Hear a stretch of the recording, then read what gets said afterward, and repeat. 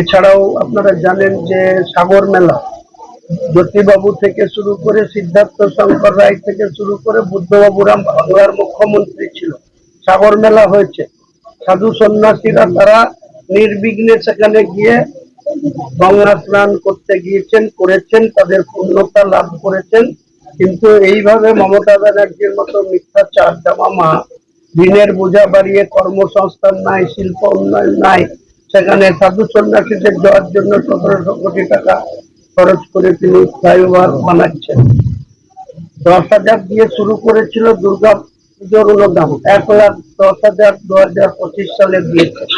আর ইমামদের ভাতা 2,500 দিয়ে শুরু করেছিল, 500 টাকা বাড়িয়ে ঢাক ঢোল পিটিয়ে নেতাজি স্টেডিয়ামে 3,000 টাকা, আর ইমামদের মসজিদের 1,000 ছিল 1,500, দুটো মিলে 54,000।